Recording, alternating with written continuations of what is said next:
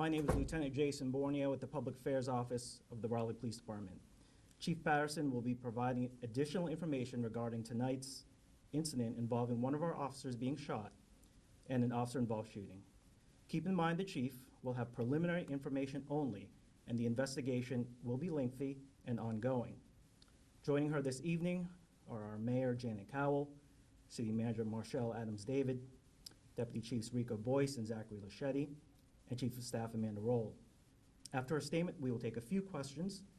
Keep in mind that this is an ongoing investigation. Chief Patterson. Good evening. As always, we appreciate your patience as we are working through these very volatile scenes. I can share with you that at 7:55 p.m. you did hear from Deputy Chief Rico Boyce with a preliminary information concerning this incident. The incident and the events that occurred tonight are deeply troubling, they're concerning to me, and I know that they cause fear to the community and for those who reside close to this incident. I certainly understand your concerns and I understand those fears, but I want you to know that Raleigh is a strong community, a resilient community, and we will get through this together. I would like to first provide an update on our injured officer.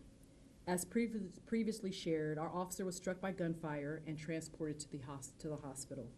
He is out of surgery and is currently listed in critical condition. I certainly want to say thank you to the WakeMed staff for their tremendous and incredible care of our officer, and I know that they will continue to take very good care of him.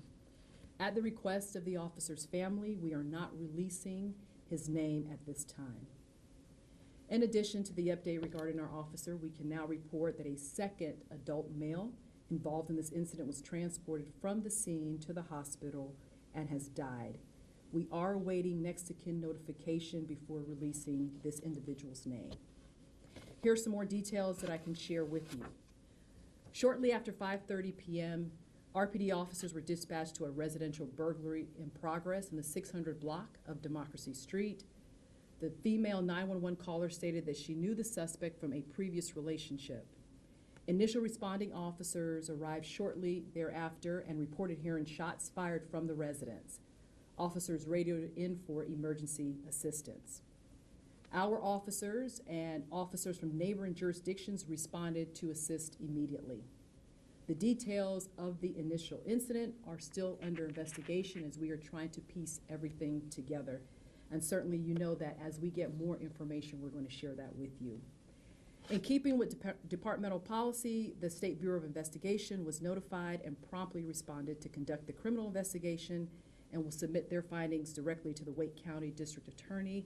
I'd like to thank Director Chip Hawley, who was at the hospital with me and has been there that entire time as we were waiting to get the results of our officer.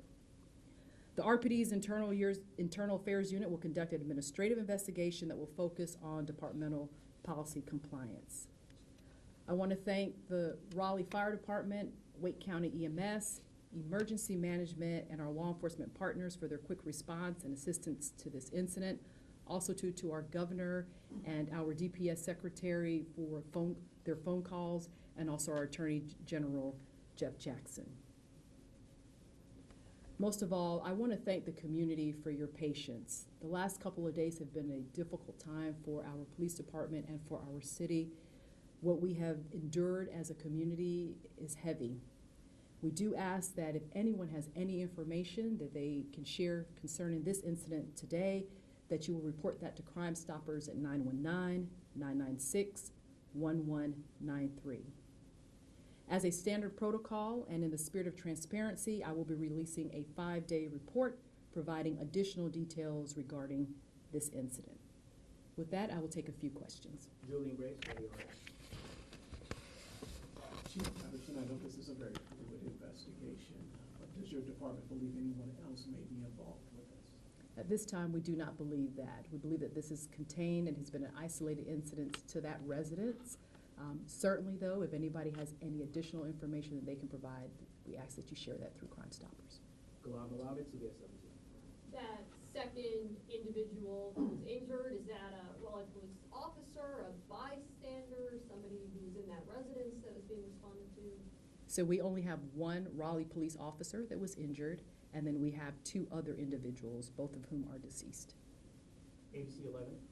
The other deceased person, without getting into your investigation, were they inside the residence? What I can share from you at this time, we believe that everything occurred inside the residence. Julian, follow-up. Chief Patterson, I don't know if you could get more into the details about this, but you did mention that the victim knew the suspect. Can you define what that relationship may have been? Yes, so what we are learning at this time in talking to witnesses and talking with the victim, we believe that the 2 were in a relationship at some point. Perhaps they were married. We are getting more details on that. Last question, Glenn. What is, can you give us the identity of that suspect? We do not have that at this time, pending family notification, next of kin notification. Thank you very much. Okay. Mayor, Chief, City Manager, thank you very much. Thank you for your time.